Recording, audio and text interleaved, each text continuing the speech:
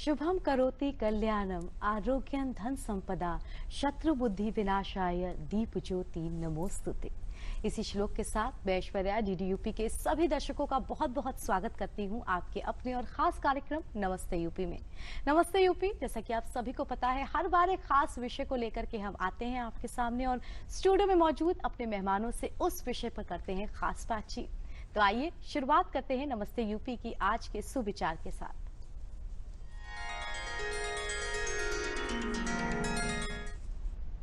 दर्शकों, आज का सुविचार है, सुख समृद्धि आपको मिले इस दिवाली पर, दुख से मुक्ति मिले इस दिवाली पर, माँ लक्ष्मी का आशीर्वाद हो आपके साथ और लाखों खुशियां मिले इस दिवाली पर। शुभ दीपावली। कार्तिक मास की अमावस्या को मनाए जाने वाला दीपावली त्योहार दिवाली, ये त्योहारों की एक श्रृंखला होती है जिसका आनंद हम सभी भारतवासी उठाते हैं। और आज भी दीपावली के इस खास कार्यक्रम में हम आप तक पहुंचाएंगे विशेष जानकारियां। आइए जान लेते हैं कि आज का नमस्ते यूपी का विषय क्या है।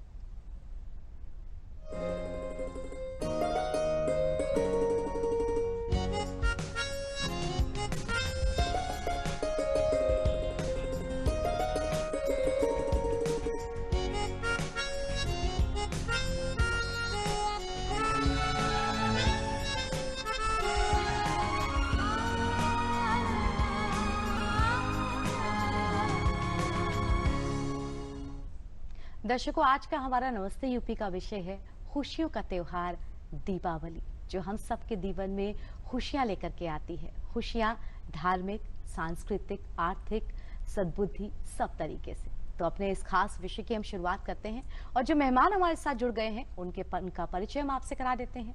हमारे साथ स्टूडियो में मौजूद हैं डॉक्टर पुष्कर सिंह, आप रेजिडेंट डॉक्टर हैं एसजीपीजीआई। पुष्कर जी, बहुत बहुत स्वागत आपका हमारे नमस्ते यूपी के इस विशेष अंक में। बहुत बहुत धन्यवाद आपका। दर्शकों, हमारे दूसरे मेहमान जो हमारे साथ जुड़े हुए हैं, आप श्री पंचदश नाम जूना अखाड़ा के महंत श्री मनोहर पुरी जी महाराज। गुरु जी, आपको बहुत बहुत स्वागत। तो दर्शकों, हमारा आज का नमस्ते यूपी धार्मिक और उसके साथ साथ क्या क्या सावधानियां बरती जाएं दीपावली पे, इन दोनों का एक मिला जुला मिश्रण सा रहेगा। गुरु जी, सबसे पहले मैं शुरुआत आपके साथ करूंगी। दीपावली त्योहारों की एक श्रृंखला, आनंद हम सब उठाते हैं, लेकिन इसके पीछे जो पौराणिक और धार्मिक महत्व है वो आपसे समझना चाहेंगे। बिल्कुल, आप सभी को माँ भगवती, माँ लक्ष्मी सर्वा बाधा प्रशमनम त्रैलोक्यस्य अखिलेश्वरी एवमेव त्वया कार्य अस्मद्दुर्य विनाशनम, इन्हीं शब्दों के साथ माँ भगवती, माँ लक्ष्मी आपके जीवन में तमाम मंगलमय खुशियाँ प्रदान करें। तो सर्वप्रथम मैं आप सभी लोगों को बताना चाहूँगा कि जो दीपावली का पर्व है ये एक त्योहार ही नहीं, अपितु ये सनातन धर्म की, हमारी जो हिंदू धर्म के सबसे बड़े एक सांस्कृतिक, सामाजिक, सनातन धर्म का जो सबसे बड़ा धार्मिक, हिंदू धर्म का सबसे बड़ा धार्मिक त्योहार है वो है दीपावली, जो अपने आप में सामाजिकता एवं अखंडता, भव्यता, दिव्यता को समेटे हुए है। तो ये मैं आप लोगों को बताना चाहूँगा, जो दीपावली का जो उत्सव है, जो पर्व है, वो हमारे धर्म को एकजुटता में रखता है, समाज को एकजुटता में रखता है। तो इसका जो पौराणिक महत्व है तो आदि अनादि काल से चला रहा है। हमारे जो सनातन पद्धति बताती रही कि कार्तिक मास की अमावस्या को, कार्तिक मास की अमावस्या को ही दीपावली का पर्व बहुत ही भव्यता एवं दिव्यता के साथ मनाया जाता है। कार्तिक मास की अमावस्या को हमारे वेद शास्त्रोक्त, हमारी सनातन पद्धतियां जो बताती हैं कि कार्तिक मास की अमावस्या के दिन जब समुद्र मंथन हुआ था, समुद्र मंथन में तमामों चीजों का उद्गम हुआ, अनेकों चीज प्रकट हुई, जैसे एरावत हाथी, हलाहल विष। तो आज के दिन, अमावस्या के दिन, समुद्र मंथन से माँ भगवती, माँ लक्ष्मी का प्रादुर्भाव हुआ था, प्राकट्य हुआ था, जो सुख समृद्धि, धन धान्य को हम सभी लोगों को प्रदान करने वाली हैं। ऐसी माँ जगदम्बिका, माँ भगवती, माँ लक्ष्मी माता का एक जन्म उत्सव के रूप में भी हम हिंदू सनातन धर्म के अनुयायी माँ लक्ष्मी, माँ भगवती का आज के दिन ऐसा विषय है, ऐसा अनुष्ठान है कि आज का जो पूजन पाठ किया हुआ, माँ भगवती लक्ष्मी को जो आराध्य स्वरूप मानता है, इनका जो अभिषेक करता है, इनका जो अनुष्ठान करता है, उसके ऊपर माँ लक्ष्मी सदैव प्रसन्न रहती हैं एवं उनके घर में सुख समृद्धि, अनेकों प्रकार की खुशियां, सुख, धन धान्य संपन्नता बनी रहती है।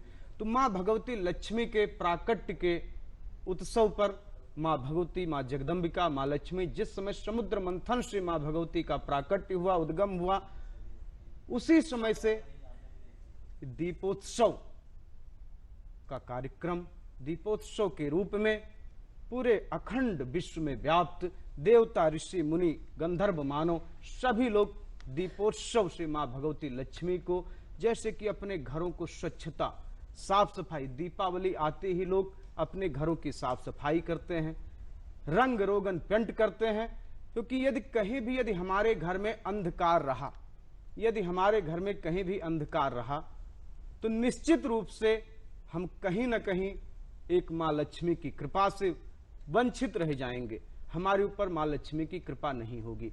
तो इसलिए हमारे घर में एक एक कोने में जो भी हमारे अनुपयोगी सामान है, जो भी हमारे बुराइयां हैं, जो भी हमारे मन में कुरीतियां हैं, तो बुराई पर अच्छाई की विजय का जो ये दिवस है, दीपावली का उत्सव है, तो आज के दिन हमारे घरों में जो बुराई, जो बेकार सामान है, उनको हटाए जाते हैं, नए सामानों को लाया जाता है। तो आज का जो दिवस है, माँ भगवती लक्ष्मी का जब समुद्र मंथन से प्राकट्य हुआ, स्वयं विष्णु भगवान ने उनको अपना स्थान दिया। तो भगवान विष्णु की जो हमारी ये अनादिकाल से जो पौराणिक पद्धति, पौराणिक हमारी जो सिद्धांतों को जो मानते हैं, जो हमारा इतिहास है कि माँ भगवती लक्ष्मी का कार्तिक मास की अमावस्या के दिन माँ भगवती लक्ष्मी जी का प्राकट्य हुआ था। तो जो लोग भी अमावस्या के दिन, दीपावली के दिन माँ लक्ष्मी को पूजन पाठ अनुष्ठान करते हैं, माँ भगवती लक्ष्मी को अपने घरों में वास देते हैं, माँ भगवती को स्थापित करते हैं, लक्ष्मी जी को जो पूजन पाठ आराधना करते हैं, उनके ऊपर पूरे साल भर, पूरे वर्ष भर माँ लक्ष्मी की कृपा हमेशा बनी रहती है। और इसी के साथ साथ एक पौराणिक इतिहास हम लोगों का जो मिलता जुलता है कि कार्तिक मास की अमावस्या को भगवान श्री रामचंद्र जी का 14 वर्ष का वनवास पूर्ण हुआ था। जो लंकापति रावण को मार करके, लंकापति रावण पर विजय प्राप्त करके प्रभु श्री रामचंद्र जी 14 वर्ष का वनवास पूर्ण करके माता सीता, भ्राता लक्ष्मण सहित अपने घर की वापसी, अपने घर को वापिस आए थे। तो माता सीता, भ्राता लक्ष्मण सहित प्रभु रामचंद्र जी को अयोध्या नगरी पर आने की खुशी पर अयोध्या वासीगण समस्त अयोध्या नगरी को अनेकों प्रकार से सजाए, सुसज्जित किए, अनेकों प्रकार सभी घर में दीपक जलाए गए, अंधकार को मिटाया गया, सभी घरों को प्रकाश युक्त किया गया। तो हम लोगों का जो मानना है कि दीपावली का जो पर्व है, ये उसी समय से निरंतर चली आ रही है, जिसकी खुशी में भगवान श्री रामचंद्र जी का 14 वर्ष का वनवास पूर्ण हुआ। अयोध्या वासियों ने हर्षोल्लास के साथ भगवान श्री रामचंद्र जी, माता सीता जी, भ्राता लक्ष्मण सहित जब अयोध्यापुरी पहुंचे, तो अयोध्या वासियों ने उनके स्वागत में दीपोत्सव का। महंत जी, वो दीपावली उसी परंपरा के रूप में हम सब मनाते आ रहे हैं हर साल उसी तिथि को। हमारे साथ डॉक्टर पुष्पेंद्र जी भी जुड़े हुए हैं। दीपावली के वक्त पटाखे जलाना, वो चाहे बच्चा हो चाहे बड़ा हो, वो जरूर थोड़ा बहुत सभी पटाखे चलाते हैं, लेकिन हाँ, पटाखे चलाते समय हर बार बोला जाता है कि सावधानियां जरूर रखें, वरना कोई दुर्घटना हो सकती है। तो क्या क्या आप दर्शकों को राय देंगे कि वो पटाखे जलाते समय सावधानियां बरतें ताकि कोई दुर्घटना ना हो? देखिए, सर्वप्रथम तो मैं सभी दर्शकों को ये राय देना चाहूंगा कि पटाखे ना जलाएं। हालांकि पटाखा जलाना एक समय दर समय चला आ रहा एक प्रचलन है, जैसा कि महंत जी ने कहा कि ये दिवाली जो त्योहार है, जो पर्व है, महाराज श्री राम के घर वापसी और तथा समुद्र मंथन के दौरान माँ भगवती लक्ष्मी का जो अवतार हुआ था, जो अवतरित हुई थी, उसके उपलक्ष्य में ये मनाया जाता है। तो पटाखों का प्रचलन एक, मैं कह सकता हूँ, ह्यूमन नेचर है जो समय दर समय शुरू हुआ। हालांकि ये होना नहीं चाहिए, अब मन है कि मानता नहीं, खासकर बच्चों में। तो मैं ये सुझाव देना चाहूंगा कि हम वैसे पटाखे जलाएं, आजकल जैसे ग्रीन क्रैकर्स का जैसे जमाना है, उस तरीके के पटाखे जलाएं जो कि हमारे पर्यावरण को कम नुकसान पहुंचाएं और साथ ही साथ बहुत ही मतलब एक उत्सववर्धक जो हम बच्चों के मन में जो उत्साह का संचार होता है उसको भी परिपूर्ण करने के लिए इस तरीके के पटाखे जैसे ग्रीन क्रैकर्स के जैसे हो गए, छोटे मोटे पटाखे जो हो गए, वो हम जलाएं तो ज़्यादा बेहतर है। इससे पर्यावरण को नुकसान भी कम पहुंचता है, बच्चों के हृदय की बात भी रह जाती है और हम सारी सावधानियों को देखें और इस तरीके से आगे बढ़े। बिल्कुल डॉक्टर साहब, हम लगातार आपसे बातचीत करेंगे, लेकिन इसी बीच अपने कार्यक्रम से संबंधित एक छोटी सी क्लिप अपने दर्शकों को दिखा देते हैं।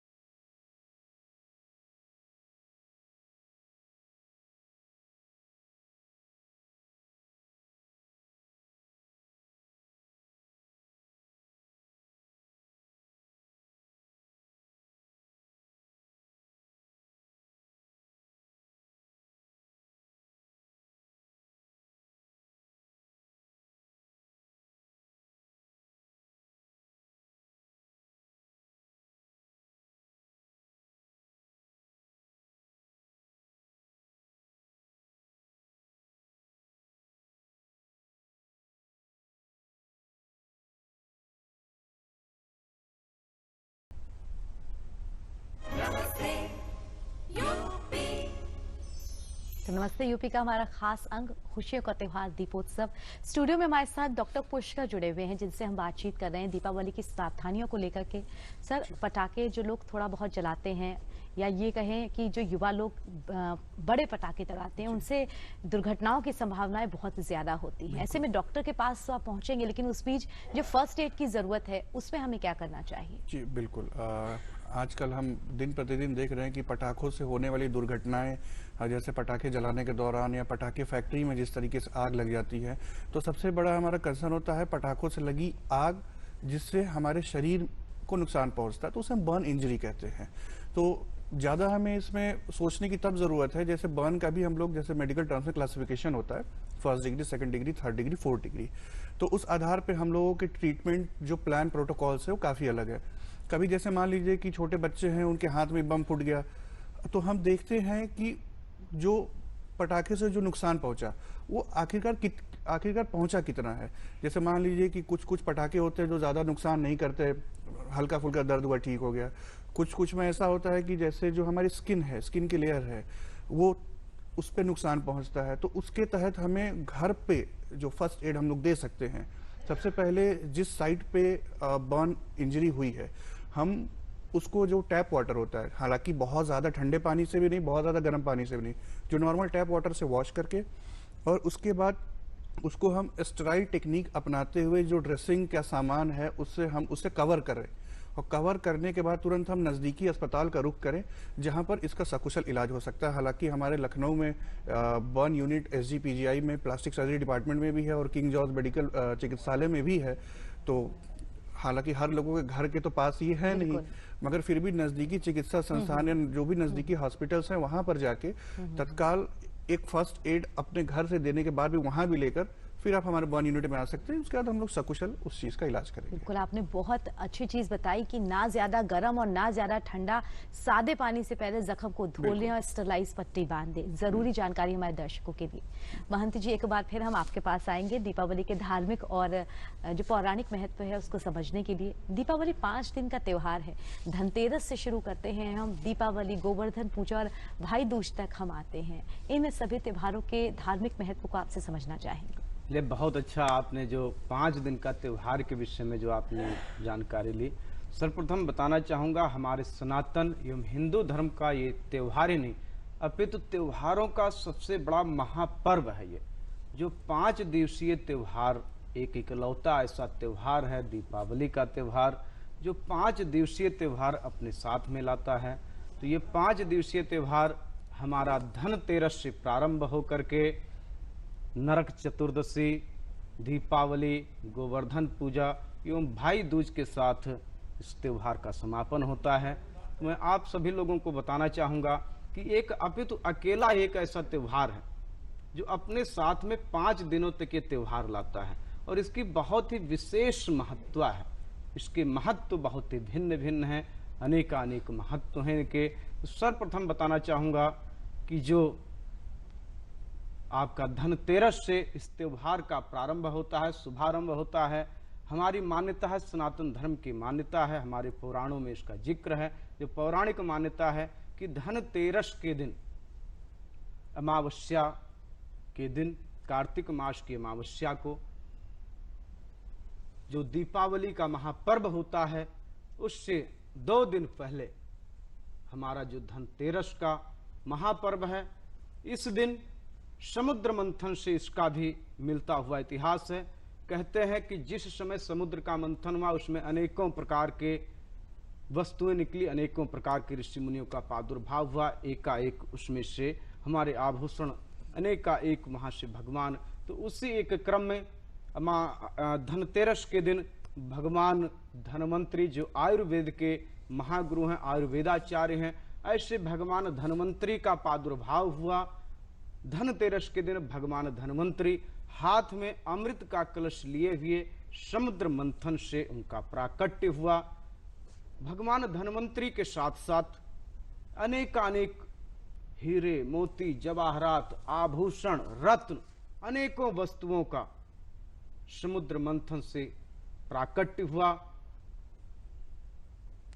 उस आभूषणों को, उन रत्नों को प्राकट्य होने के पश्चात उनकी एक ऐसी परंपरा बन गई कि आज तक भी धनतेरस के दिवस हमारे जितने भी छोटे बड़े सनातन धर्म को मानने वाले भाई बंधु हैं, सभी लोग धनतेरस के दिन आभूषण, वस्तु एवं अनेकों चीजों की खरीदारी करते हैं। मैं आपको बताना चाहूंगा कि धनतेरस के दिन जो खरीदारी की परंपरा शुरू हुई, चाहे आभूषण हो, जो जैसा योग्य है, जिसके पास जैसा सामर्थ्य है, लोग गाड़ी खरीदते हैं, अनेकों वस्तुओं। और एक बात मैं आपको ये भी बताना चाहूंगा, और दिनों पर हमें यदि किसी चीज की खरीदारी करनी है, चाहे वो घर हो, मकान हो, मोटर हो, वाहन हो, अभी तो कोई भी वस्तु हो, तो हमें एक मुहूर्त, एक शुभ समय देखना पड़ता है। लेकिन धनतेरस के दिन की हुई खरीदारी हमें कई गुना फलीभूत होती है, बहुत ही हमें वृद्धि देती है, हमारे लिए बहुत ही उपयोगी होती है। तो हमें कहीं ना कहीं वो बहुत हमारे लिए लाभकारी होती है। तो धनतेरस के दिन हमारा जो इतिहास मिलता हुआ है, भगवान धन्वंतरी का प्राकट्य हुआ था। स्वयं माँ भगवती धन के रूप में, जो धन के देवता कुबेर भगवान हैं, उस दिन उनका जन्मोत्सव मनाया जाता है। माँ लक्ष्मी की पूजन की जाती है। तो धनतेरस के बाद हमारा जो नरक चतुर्दशी, लोग काली चौदस भी कहते हैं, तो नरक चतुर्दशी के दिन हमारे पुराणों, हमारे इतिहास में, हमारे पुराणों में, वेदों में एक जिक्र है कि नरक चतुर्दशी, जिसको काली चौदस के रूप में जिनको माना जाता है, उस दिन भगवान श्री कृष्ण ने नरकासुर राक्षस का वध किया था और 16,100 कन्याएं नरकासुर के यहां बंदी थी। तो चतुर्दशी को, जिसको हम नरक चतुर्दशी के रूप में पूजते हैं, उस दिन राक्षस नरकासुर के नाम से नरक चतुर्दशी का उद्गम हुआ, नाम पड़ा। नरक चतुर्दशी के दिन भगवान श्री कृष्ण ने स्वयं नरकासुर का वध किया था एवं 16,100 कन्याओं को नरकासुर के बंदी गृह से मुक्त किया था एवं 16,100 कन्याओं को सम्मान पूर्वक दीपों की एक बारात निकाली गई थी। मान्यता है उस समय से भी दीपोत्सव का कार्यक्रम किया जाता है। एवं आपको हमने पहले ही बताया, दीपावली का जो महापर्व है उस दिन मां भगवती लक्ष्मी को जो प्रसन्न करता है, जो अमावस्या का विधान है, जो पूर्ण रूप से मां लक्ष्मी गणपति लक्ष्मी जी की जो पूजन आराधन वंदन करता है, अनुष्ठान करता है, पूरे साल मां लक्ष्मी धन के देवता कुबेर का खजाना उनके घर में कभी खाली नहीं रहता है। और उसके उपरांत गोवर्धन पूजा जो दीपावली के एक दिन पश्चात जो पड़ता है, गोवर्धन पूजा। गोवर्धन पूजा की हमारी मान्यता है, जो हमारे इतिहास में है, हमारे सनातन पद्धति का मानना है। गोवर्धन पूजा के दिन भगवान इंद्र का जो घमंड था, श्री कृष्ण ने उस घमंड को दूर किया था। कहते हैं इंद्र देवता कुपित हो गए थे और पूरे गोकुल नगरी में ऐसी बारिश की थी, ऐसा बरसात की थी, पूरा गोकुल नगरी त्राहिमाम त्राहिमाम कर रहे थे। तो उस समय भगवान श्री कृष्ण जी ने जो गोवर्धन पर्वत को अपनी अनामिका छोटी अंगुली में उठा करके पूरे गोकुल वासियों की रक्षा की थी। तो हम गोवर्धन पूजा भी कहते हैं, अन्नकूट पूजा भी। उस दिन का मानना है कि जिन लोगों के घरों में जानवर हैं, बैल हैं, गाय हैं, बकरी हैं, इन सबको नहला धुला के इनका चंदन टीका करना चाहिए एवं इनको घर में अच्छे पकवान बनाना चाहिए। गोवर्धन की पूजा के लिए घर के आंगन में गोबर से गोवर्धन की आकृति बनाएं, अच्छे अच्छे व्यंजनों से भगवान कृष्ण को भोग लगाएं, गोवर्धन भगवान की विधि विधान से पूजा करें।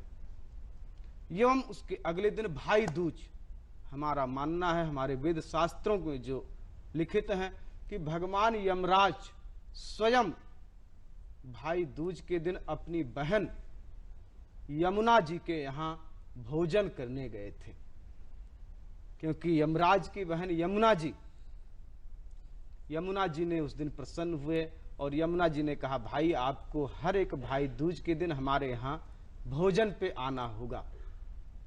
और अपने भाई यमराज से मां यमुना जी ने कहा कि जो भी भाई दूज के दिन अपने भाइयों को टीका लगाएगा, तिलक करेगा, अच्छे व्यंजनों से उनको भोजन कराएगा, उनकी आयु वृद्धि निश्चित ही होगी। तो ये संक्षेप में हमारा 5 दिनों का एक वर्णन रहा इतिहास। बिल्कुल, ये सनातन धर्म की परंपरा ही है कि समुद्र मंथन से लेकर के भाई बहन के रिश्ते तक सारे त्योहार हम मनाते हैं।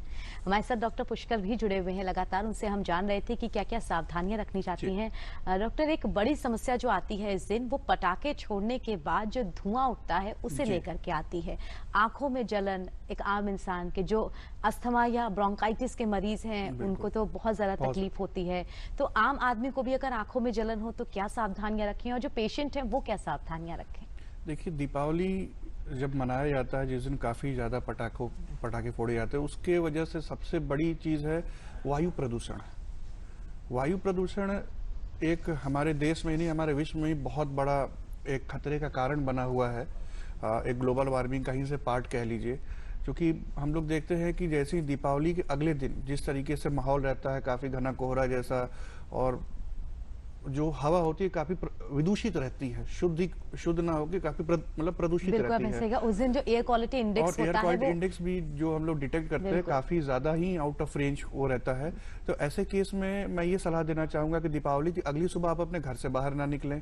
कोशिश करें कि जो भी टहलना हो या इस तरीके का मतलब नियमित व्यायाम जो आप करें, आप अपने घर में ही रह के करें या किसी ऐसे जगह पर जाकर करें जहां पर पटाखे ना जलाए गए हो या कुछ तरीके से ना कुछ हुआ हो। और मैं तो समझूंगा ऐसा वातावरण सिर्फ घर में ही मिल सकता है, घर के बाहर नहीं मिल सकता है। और खासकर जो दमा के मरीज है या फिर श्वास संबंधित बीमारियों के मरीज है, उन्हें तो अच्छी खासी सावधानी बरतनी चाहिए ऐसे माहौल में जाने से। हालांकि मान के चलिए 2 से 3 दिन का बचाव तो करना ही चाहिए, क्योंकि हवा जो काफी विषैली होती है पटाखे जलाने के बाद, वो शुद्धिकरण होने में तो काफी थोड़ा समय तो लगता ही है। तो ऐसे माहौल में जो भी श्वास संबंधित पीड़ित जो व्यक्ति हैं, उन्हें इन सब चीज़ों का बचाव करके और अपनी जो दवाइयाँ हैं समय दर समय लेती रहनी चाहिए, और कोई भी इमरजेंसी हो तो तत्काल हॉस्पिटल में संपर्क करना चाहिए। बिल्कुल, सांस की समस्या जिनको भी है वो बिल्कुल देर ना करें, तत्काल डॉक्टर से संपर्क करें। हमारे साथ कार्यक्रम में महंत जी भी जुड़े हुए। महंत जी, दिवाली पर लगातार हम आपसे जानकारियां ले रहे हैं। दीपावली को हम कौन से अपने ईश उनकी पूजा करते हैं और पूजा की विधि जो होती है वो क्या रहती है? बहुत अच्छा, आपके माध्यम से हमारे सभी भाई बंधुओं को, जो भी सनातन को मानने वाले हैं, उनको पूजा विधि के बारे में जानकारी मिल जाएगी। तो सर्वप्रथम बताना चाहूँगा, जो कार्तिक मास की अमावस्या का जो विधान है, उस दिन माँ लक्ष्मी, गणपति जी और माँ लक्ष्मी का पूजन का जो सबसे मुख्य विधान है। सभी लोगों को गणपति जी और माँ लक्ष्मी की पूजन करना अनिवार्य है। सभी लोगों को माँ लक्ष्मी को प्रसन्न करना चाहिए, प्रथम देवता गणपति जी को प्रसन्न करना चाहिए। पहले बताना चाहूंगा कि गणपति जी और लक्ष्मी जी की पूजा करने के लिए अपने से ऊपर जो उचित स्थान है उस पर लाल कपड़ा बिछाएं, श्वेतांबर युक्त गणपति जी की, लक्ष्मी जी की मूर्ति उस पर स्थापित करें। उसके बाईं तरफ में एक सफेद वस्त्र बिछाएं, उस पे चावल के दाने से नवग्रहों को स्थापित करें, क्योंकि हमारे जीवन में नवग्रह देवता को प्रसन्न करना अनिवार्य है। इन्हीं के साथ साथ गणेश लक्ष्मी को सर्वप्रथम दुग्ध, दही, गंगा जल एवं शहद से स्नान कराना चाहिए। धूप, दीप, नैवेद्य का उन्हें भोग देना चाहिए।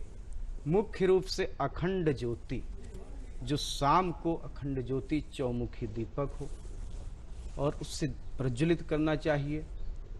जो सूर्यास्त के बाद दीपावली पूजन का, जो माँ लक्ष्मी का पूजन का, गौरी गणेश के पूजन का जो विधान है, सूर्यास्त के उपरांत लक्ष्मी जी का पूजन प्रारंभ करना चाहिए। सर्वप्रथम लक्ष्मी जी की मूर्ति स्थापित करें, नवग्रह देवता को विराजमान करें एवं सूतांबर युक्त उन्हें वस्त्र धारण कराएं, गंगा जल से स्नान कराएं, दुग्ध, दही, गंगा जल से उन्हें पुनः स्नान कराते हुए चंदन करें, यज्ञोपवीत धारण कराएं। अखंड दीपक जो शाम को जलेगा पूजन के टाइम और सुबह तक वो दीपक जले, इतना पर्याप्त मात्रा में उसमें तेल भरें। एवं 13 अथवा 26 दीपक जलाना अनिवार्य है। बीच में एक दीप मार्का होती है, दीपमाला, उसको अवश्य जलाएं। एवं इस पूजन को, जो दीपावली की पूजन है, इनके अनेक महत्व हैं। कहते इस दिन जो माँ लक्ष्मी को पूजन करेगा, जो इस दिन मंत्रों को आवाहित करेगा, इस दिन गणपति लक्ष्मी जी को जो प्रसन्न करेगा, उनके घरों में पूरे वर्ष माँ भगवती लक्ष्मी की ऐसी कृपा रहेगी कि धन धान्य सुख समृद्धि वैभव से संपन्न रहेगा। तो मैं आप सभी लोगों को आपके माध्यम से ये सलाह देना चाहूँगा, बताना चाहूँगा कि आप लोग उस दिन गणपति एवं लक्ष्मी जी का सामर्थ्य योग पूजन अवश्य करें एवं विधि विधान जरूर अपनाएं। यदि आपको नहीं पता है, अपने नज़दीक किसी ब्राह्मण से, किसी वेद शास्त्रों ज्योतिषाचार्य से अवश्य जानकारी लें। बिल्कुल गुरुजी, आपने सही कहा। माँ लक्ष्मी की कृपा हर कोई चाहता है और इस दिन उनको प्रसन्न करने का साल का ये सबसे अच्छा दिन है, तो ऐसा जरूर करें। दर्शकों, इसी बीच आप तक ये बात पहुंचा दें, आजादी की 75वीं वर्षगांठ हम मना रहे हैं, तो आइए देखते हैं कि आजादी के यादगार पन्नों में आज क्या खास है।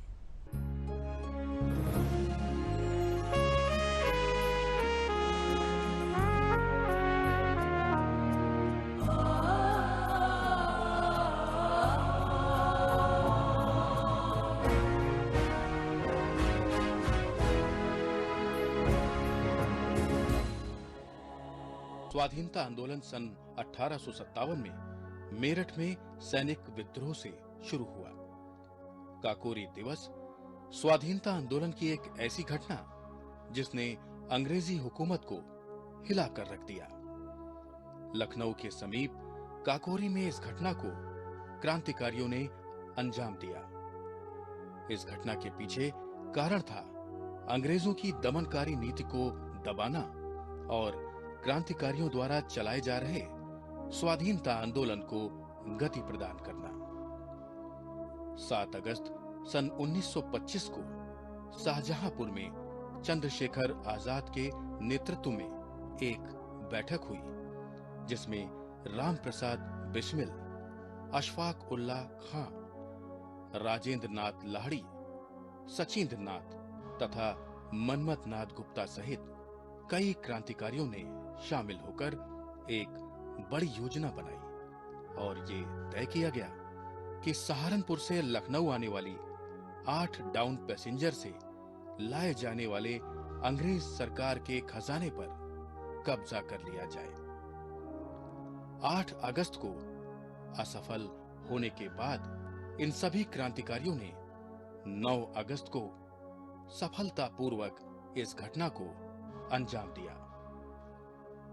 अचानक हुए इस हमले से बौखलाए अंग्रेजों ने एक व्यापक अभियान चलाकर लगभग 40 क्रांतिकारियों को पकड़ लिया, जिन्हें जेल में घोर कष्ट और यातनाएं दी गईं। इसके बाद चंद्रशेखर आजाद फरार रहे, जो कि बाद में इलाहाबाद के अल्फ्रेड पार्क में अंग्रेजों से सामना करते हुए अपने रिवॉल्वर की गोली से वीर गति को प्राप्त हुए। काकोरी दिवस का ऐतिहासिक मुकदमा लगभग 10 महीने तक लखनऊ की अदालत रिंग थिएटर में चला। 6 अप्रैल सन 1927 को इस मुकदमे का फैसला आया। जज हैमिल्टन ने राम प्रसाद बिस्मिल, अशफाक उल्ला खां, रोशन सिंह और राजेंद्र नाथ लाहिड़ी को फांसी की सजा सुनाई और अन्य को आजीवन कारावास की सजा हुई।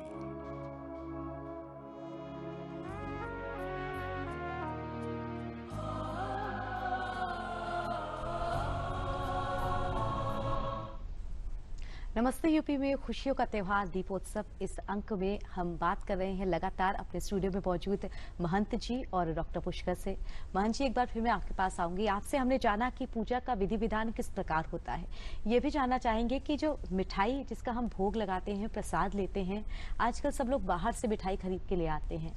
क्या विधान सही है कि हम घर पे अपने दूध दही से मिठाइयाँ बनाएं या बाहर से खरीदें? चलिए, बहुत अच्छा आपने ये जो भोग जो माँ लक्ष्मी के लिए इस पूजन पद्धति के लिए जो आपने भोग मिष्ठान के बारे में जो पूछा, मैं आपको बताना चाहूँगा कि आज पौराणिक समय में लोगों को बहुत सहज था, सरल था। लोगों के घर में जानवर थे, गऊ थे, अनेकों प्रकार के संसाधन मौजूद थे। लेकिन आजकल के भाग दौड़ भरी जिंदगी में लोगों के यहाँ उपयुक्त मात्रा में लोगों के यहाँ समय नहीं है, लोगों के पास समय नहीं है, इसलिए बाजार की मिठाइयों को लोगों को खरीदना पड़ता है। लेकिन पुराने समय में, पौराणिक समय में लोग अपने यहाँ जब भी कोई पूजन पाठ होता था, अपने हाथों से ही शुद्ध देशी घी से मिष्ठान मिठाई निर्मित करते थे और वही देवी देवताओं को अर्पण करते थे, चढ़ाते थे।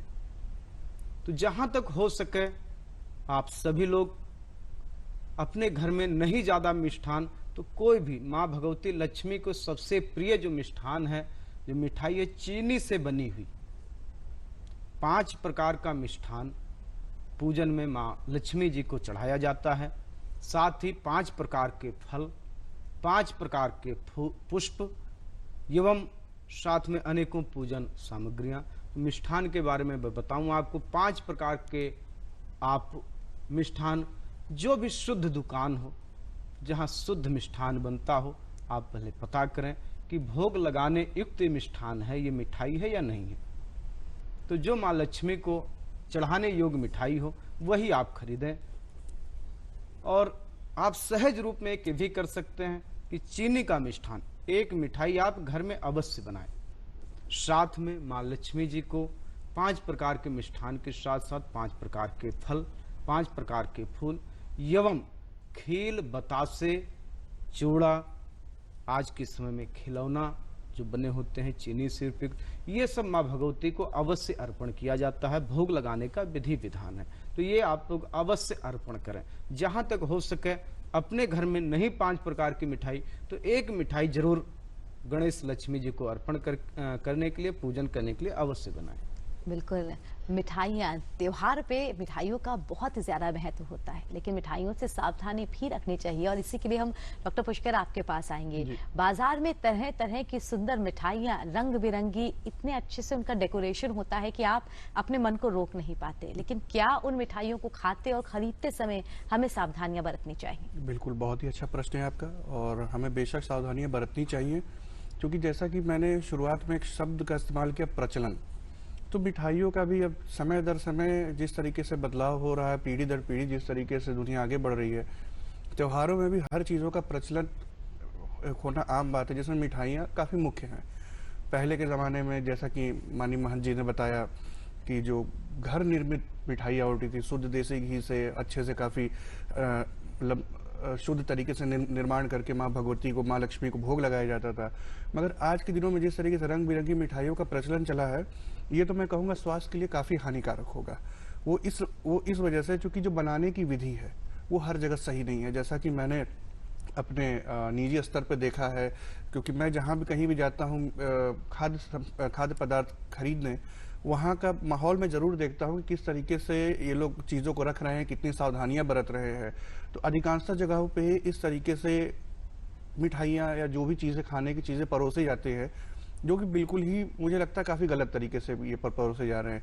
साफ़ सफाई का ध्यान ना रखते हुए, कुछ भी जैसे कलर का इस्तेमाल करते हुए मिठाइयों को अलग रंग देने के लिए, जिससे कि वो आकर्षित लगे, वो बनाने की विधि काफ़ी सही नहीं है, जिसकी वजह से बुजुर्गों में या जो लोग किसी बीमारी से पीड़ित है, उनके लिए ये मिठाइयाँ हानिकारक हो सकती हैं। और जिस तरीके से उनको परोसने के बाद जिस तरीके से ग्राहकों को दिया जाता है पेपर में बांध कर, लपेट कर, ये तो सबसे बड़ा ही मान के चलिए कि नुकसानदायक होगा सभी लोगों के लिए। क्योंकि पेपर में होता है, जैसे जो न्यूज़पेपर्स वगैरह मिठाई लपेट के दे दी जाती हैं, उसमें क्या होता है, लीड पेंट होता है। तो लीड पेंट से हो सकती है लीड पॉइजनिंग, जो कि काफ़ी ज़्यादा चांसेस रहते हैं होने के।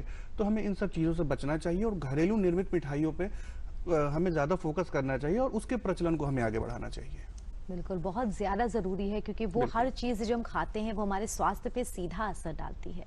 महंत जी, मैं आपके पास भी आऊँगी। दीपावली पे खरीदारी का बहुत चलन है, तो किस चीज़ की खरीदारी करें जो कि शुभ हो और एक आम इंसान उसके बजट में भी हो? संक्षेप में आपसे जानना चाहेंगे।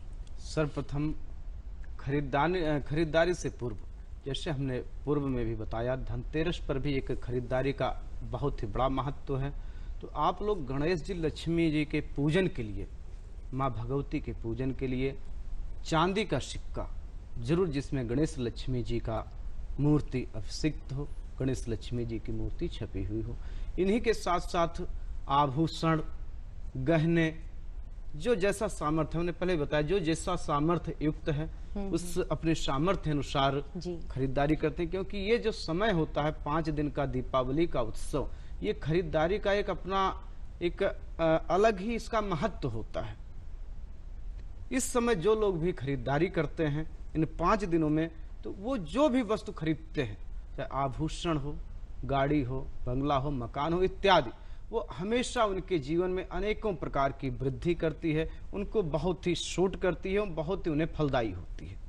बिल्कुल, तो ये शुभ खरीदारी है। इस बीच आप जो भी खरीदें, हम अपने प्रोग्राम के लगभग अंतिम पड़ाव पे आ गए हैं। डॉक्टर पुष्कर, आपसे चाहेंगे कि हमारे दर्शकों को आप शुभकामनाएं, छोटा सा संदेश जरूर दें।